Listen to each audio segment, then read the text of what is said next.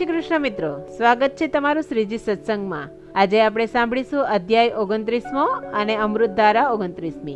તો ચાલો શરૂઆત કરીએ। અધ્યાય 29મો, ગોલોકમાં પધારો। પુણ્યશીલ અને સુશીલ નામના બે વિષ્ણુ દૂતોએ કહ્યું કે હે પ્રભુ, ગોલોકમાં પધારો। તમે શ્રી પુરુષોત્તમ માસ કરી પ્રભુ પાસે રહેવાનું ખાસ કરી મેળવ્યું છે। કદર્પ બોલ્યો કે મારા અનેક કર્મો હજી એમના એમ જ બાકી છે। વરસાદની જેટલી ધારાઓ છે અને આકાશમાં જેટલા તારા છે તેટલા મારા પાપ કર્મો છે। મેં આ દિવ્ય શરીર કેવી રીતે પ્રાપ્ત કર્યું? શ્રેષ્ઠ કારણ તમે મને કહો। વિષ્ણુદૂતો બોલ્યા કે તમને મુખનો રોગ હતો, તેથી અનાહારનું વ્રત થઈ ગયું, તેમજ અંતરના દુઃખથી તમે ઘણીવાર પાણી પણ પીધું ન હતું। આ રીતે અમુક બહાનાથી, અજાણતા કે કપટથી પણ તમારાથી પુરુષોત્તમ માસનું વ્રત થઈ ગયું છે, તેથી ઘણું જ પુણ્ય મળ્યું છે। પુરુષોત્તમ માસનું સેવન કરવાથી ચિત્રસરમાં જ્યાં ગયા પછી પ્રાણીઓને કોઈ જાતનો શોક રહેતો નથી, અને જે ગટપણ તથા મરણ રહિત છે એવા ગોલોકમાં ગયા હતા। વનના અધિપતિ સર્વ વનસ્પતિ, વેલા તથા વૃક્ષોએ પણ નમસ્કાર કર્યા। પછી વિનય સાથે વિમાનને પ્રદક્ષિણા કરીને તેના પર તે ચડ્યો। શ્રી નારાયણ, પ્રાતઃકાળમાં કરવાનું કર્મ પ્રથમ જે કહેવાયું છે, પછી મધ્યાહનથી સંધ્યા કરવી, અને પછી તલ વડે તર્પણ કરવું, તે પછી 5 મહાયજ્ઞો કરવા। દેવો, મનુષ્યો, પશુઓ, સર્પો એમ જે કોઈ અહીં અન્ન ઈચ્છતા હોય તેઓ સર્વને આ મેં આપ્યું છે એમ મંત્ર બોલી બલિદાન દેવું। જે મનુષ્ય સત્કાર કરી સંન્યાસીને ભિક્ષા આપે છે તેમનું પુણ્ય ગાયના દાન કર્યા જેટલું થાય છે, એમ ભગવાન યમદેવ કહે છે। તે પછી પૂર્વ દિશા પર મુખ રાખી મૌન ધરી ઉત્તમ શુદ્ધ પાત્રમાં અન્નની નિંદા કર્યા વગર ભોજન લેવું।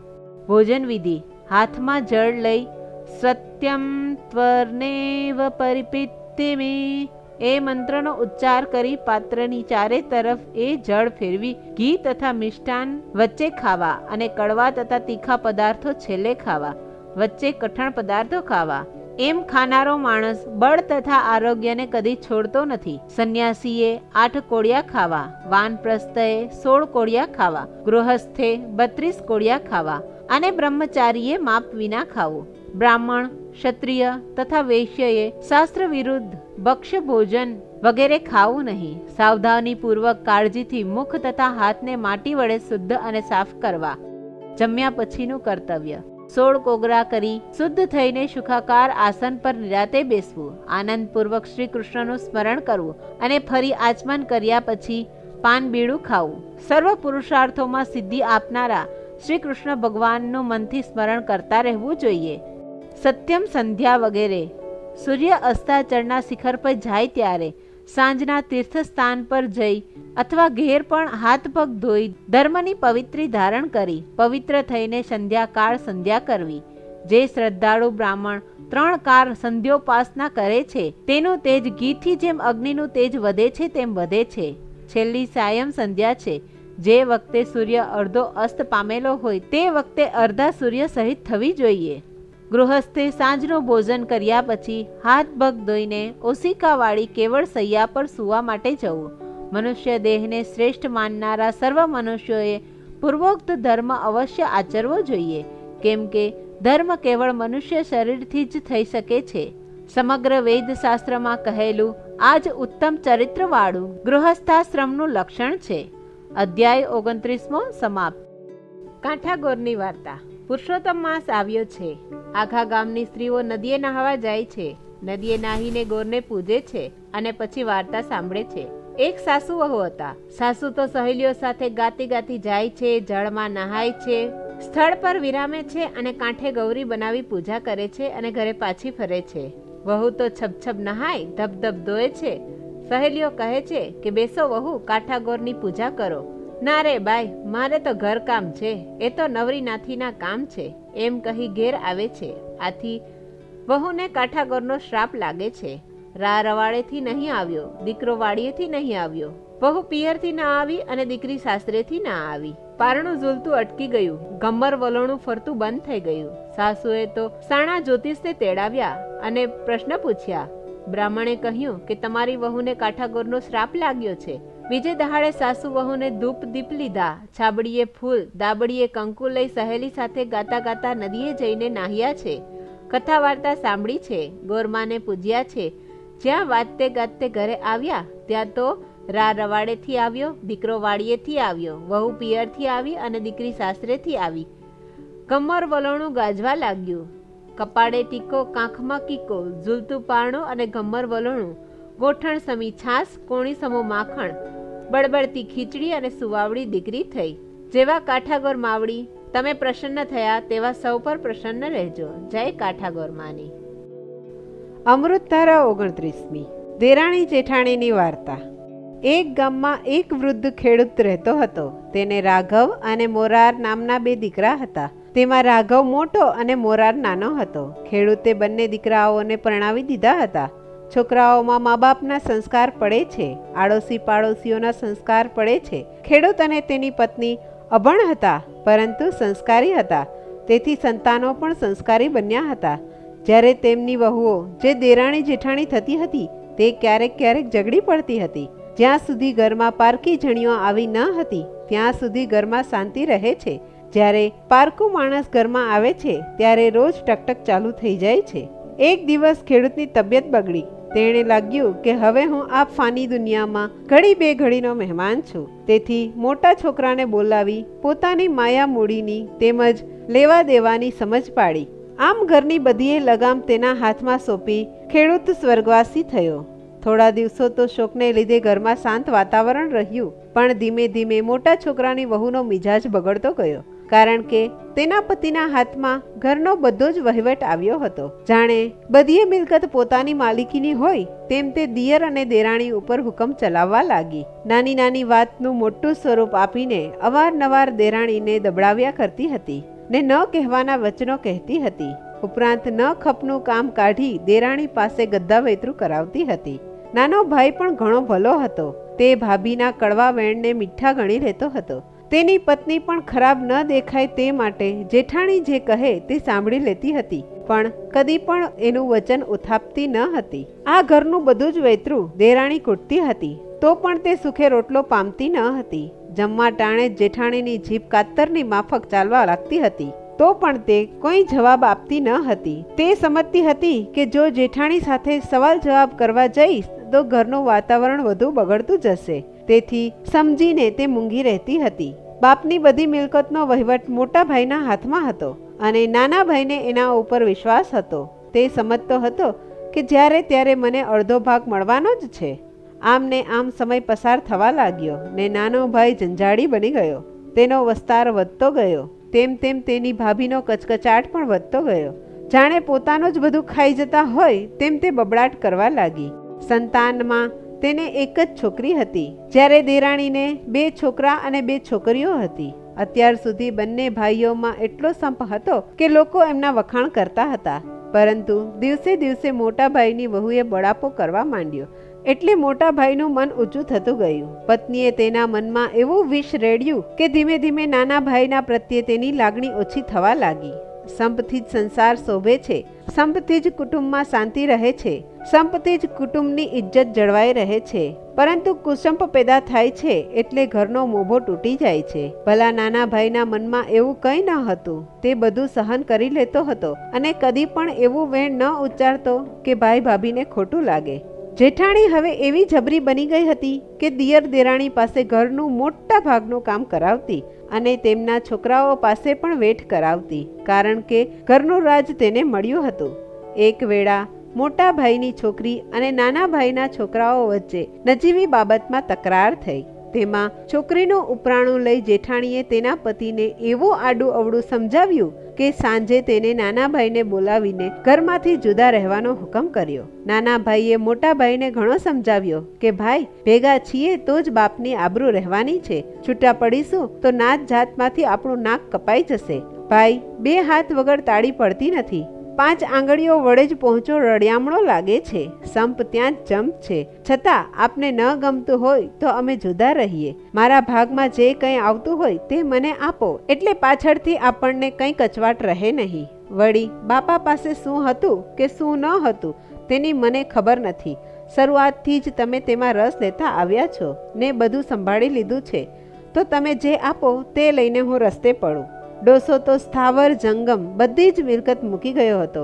તેમાં સ્થાવર મિલકતની વહેંચણી કરતી વખતે વચમાં જ મોટા ભાઈની વહુ બોલી ઉઠી, દિયરજી, તમારા બાપા થોડાક ઘરેણાં અને થોડીક રોકડ મૂકી ગયા હતા, તે બધું તમારા વસ્તારને ખવડાવવામાં ખર્ચાઈ ગયું. જ્યારે સ્થાવર મિલકતમાં આ એક ઘર અને ખેતર છે, તેમાંથી ઘર અમે રાખીએ છીએ અને ખેતર તમને સોંપીએ છીએ. ખેતરની જે કંઈ ઉપજ થાય તે તમારી. આ સાંભળી નાનો ભાઈ ડઘાઈ જ ગયો. તેણે ધાર્યું હતું કે 5,000 રૂપિયા રોકડા મળશે તેમજ થોડા દાગીના ભાગમાં આવશે, પરંતુ ભાભીએ કહ્યું, એ બધા તમારા વસ્તારને ખવડાવવામાં ખર્ચાઈ ગયા, એટલે તે કંઈ બોલ્યો નહીં. તેની પત્ની પણ જેઠાણીની હરામખોરી સમજી ગઈ, પરંતુ કજિયાનું મોં કાળું સમજીને ચૂપ રહી હતી અને બધું ભગવાન ઉપર છોડી દીધું હતું.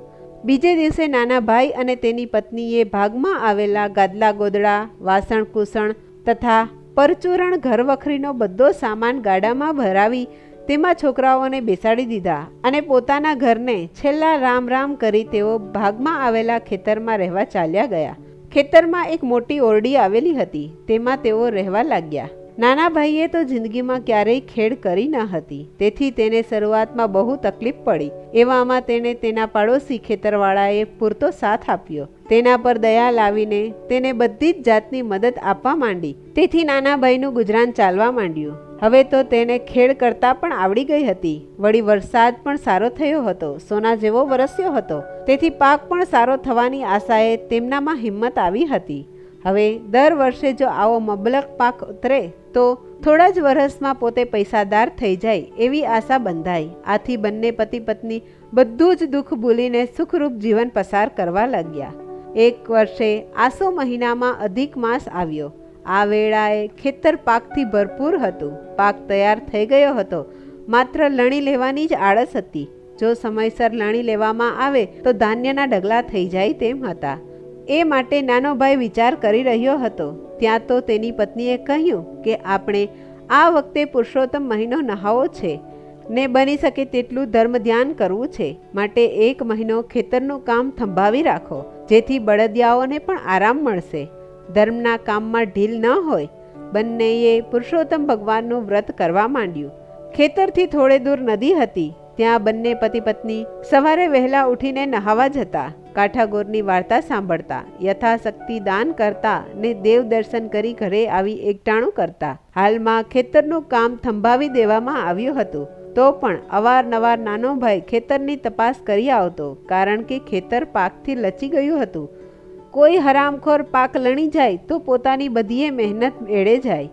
આ કારણથી જ રોજ રાતના તે જાગતો ને ચારે બાજુ ખેતરની ચોકી કરતો. હવે પુરુષોત્તમ માસની પૂર્ણાહુતિને એક દિવસ આડો હતો. રાતના નાનો ભાઈ ખેતરની આસપાસ ફરતો હતો, ભજન ગાતો હતો અને પાકનું ધ્યાન રાખતો હતો. હવે થોડા જ દિવસોમાં પાક લણાઈ જશે ને ખેતરમાં ધાન્યના ઢગલા થઈ જશે એ આશાએ તે બહુ આનંદિત હતો. પરંતુ માનવી ધારે છે શું અને થાય છે શું? ક્યારેક ધારેલું બની જાય છે અને ક્યારેક ધારણા ધૂળમાં મળી જાય છે.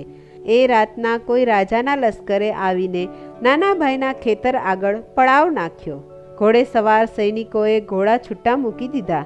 એ ઘોડાઓએ નાના ભાઈના ખેતરમાં જવા માંડ્યું. ત્યારે નાનો ભાઈ ગભરાઈ ગયો. તેણે લાગ્યું કે હવે માલની માટી થઈ જશે, બધો એ પાક ઘોડા સાફ કરી નાખશે. આથી તે લશ્કરના સેનાપતિ પાસે જઈ 2 હાથ જોડી કરગરીને કહેવા લાગ્યો કે બાપુ, આમ ગરીબનો તો કંઈક વિચાર કરો. વરસ દહાડો કાળી મજૂરી કરી ખેડ કરી છે અને મહેનતના પ્રતાપે પ્રભુ કૃપાએ સારો પાક તૈયાર થયો છે. તેને ઘોડાઓ ખાઈ જશે, આખું ખેતર ખેદાન મેદાન કરી નાખશે, માટે કૃપા કરી તમારા ઘોડાઓને પાછા વાળી લ્યો. આ સાંભળી સેનાપતિ ઉલટો ગુસ્સે થયો. તે બીજા રાજ્યમાં લડાઈ કરી લૂંટ ચલાવી થાકીને પાછો ફર્યો હતો અને વિજયના ઉન્માદમાં તે એવો અભિમાની બની ગયો હતો કે તેને નાના ભાઈના કહેવા ઉપર ધ્યાન આપ્યું નહીં. ઉલટું તેને દખલગીરી કરવા બદલ પકડીને એક ઝાડ સાથે મુસ્કેટાટ બાંધી દીધો હતો. તેણે બહુ કાલાવાલા કર્યા, બહુ કરગર્યો, પણ અહીં તેનું કોણ સાંભળે તેમ હતું. બીજી બાજુએ ખેતરમાં છૂટેલા ઘોડાઓએ દોડાદોડ કરીને આખા ખેતરને ખેદાન મેદાન કરી નાખ્યું. ખવાય તેટલું ખાધું અને બાકીનું બગાડ્યું. લશ્કરના સેનાપતિએ આ બધું નજરે નિહાળ્યું, પણ તેનું રૂવાળું ફરકતું ન હતું. જ્યારે ઝાડ સાથે બંધાયેલા નાના ભાઈનો જીવ તો કડીએ કડીએ કપાતો હતો. તે તો આ બધી પાયમાલી જોઈને ખૂબ જ નિરાશ થયો. સવાર પડતા પહેલા લશ્કર આગળ રવાના થયું. હજી એ નાનો ભાઈ બંદીવાન હાલતમાં હતો. તે ચોધાર આંસુ સારી રહ્યો હતો. ખેતરની દુર્દશા તેનાથી જોવાતી ન હતી.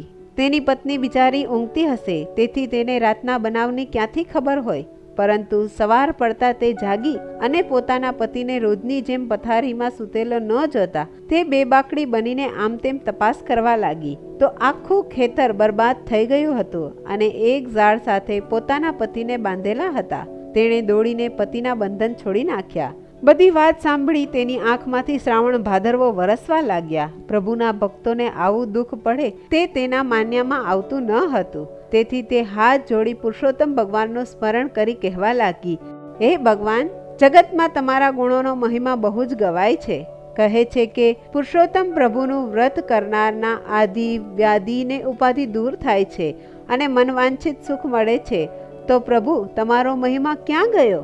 ભગવાનને પ્રાર્થના કરી નાના ભાઈની પત્ની આમ તેમ જોવા લાગી તો ખેતરમાં છૂટા છવાયા ઝગમગતા હીરા મોતી વેરાયેલા હતા. આથી નાના ભાઈ અને તેની પત્ની હર્ષ ઘેલા થઈ ગયા અને તેને પુરુષોત્તમ પ્રભુની પ્રસાદી માની વીણીને ઘરે લઈ આવ્યા. એ હીરા મોતી લશ્કરના સેનાપતિઓના હતા.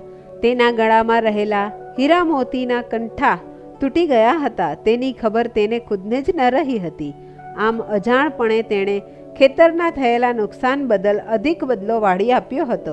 હવે નાના ભાઈની દશા પલટાઈ ગઈ હતી. હીરા મોતી વેચતા તેને પુષ્કળ પૈસા મળ્યા હતા. તેમાંથી ખેતરો ખરીદી તેણે ખેતીવાડી વિકસાવી. તેથી થોડા જ વર્ષોમાં તે સુખી થઈ ગયો અને મોટા ભાઈ કરતાં તેની જાહો જલાલી વધી ગઈ હતી. જ્યારે પુરુષોત્તમ માસ આવે ત્યારે બંને પતિ પત્ની ભાવથી પુરુષોત્તમ મહિનો નહાતા, પુણ્ય દાન કરતા. તેથી બંને અંતમાં વૈકુંઠવાસી થયા હતા. આજ નહીં કરશું કાલ, સમય હાથથી જાય, ધર્મ કર્મમાં ઢીલ કરે તે પૂરો પસ્તાય. પુરુષોત્તમ માસનું વ્રત સુખ અને શાંતિ આપે છે. હે પુરુષોત્તમ ભગવાન, તમે જેવા નાના ભાઈ અને તેની પત્નીને ફળ્યા તેવું તમારું વ્રત કરનાર, કથા વાર્તા વાંચનાર, સાંભળનાર સૌ કોઈને ફળજો. જય પુરુષોત્તમ પ્રભુની, જય કાઠાગોર માની. મિત્રો, મારી આ વાર્તાને લાઈક, શેર અને સબસ્ક્રાઈબ કરવાનું ચૂકશો નહીં. જય શ્રી કૃષ્ણ.